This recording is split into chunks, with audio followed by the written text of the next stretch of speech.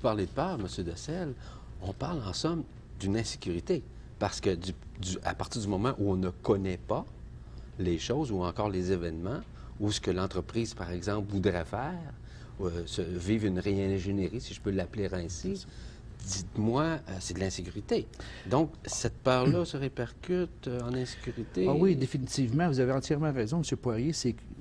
La peur, c'est l'élément qu'il faut contrôler, qu'il faut dominer dans le processus. Puis de quelle façon on va le faire? C'est avec la communication. Il faut que le patron communique avec l'employé. Il faut que l'employé communique avec le patron. Il faut que l'union communique aussi.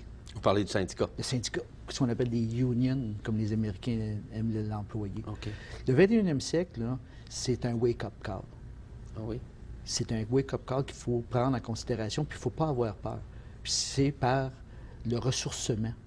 Ouvrez un livre, ouvrez la télé, ouvrez l'Internet, documentez-vous. C'est ça le mot. L'enfant qui sort de l'école, il a un bac, il sort de l'école, il commence à travailler. Le moment qu'il commence à travailler, il faut qu'il rouvre le livre pour parfaire sa connaissance.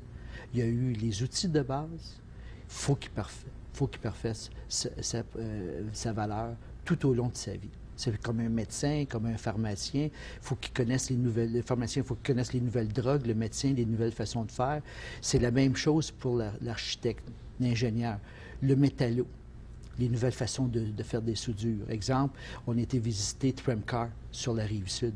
Ces gens-là, à tous les mois, la moitié de leur personnel vont dans des cours de préparation. Pourquoi? Pour s'améliorer. Ça enlève la peur, parce qu'ils sont au courant. Okay. Ils sont beaucoup plus stables, beaucoup plus aussi positifs envers leur industrie, leur patron, leur famille, les employés entre eux.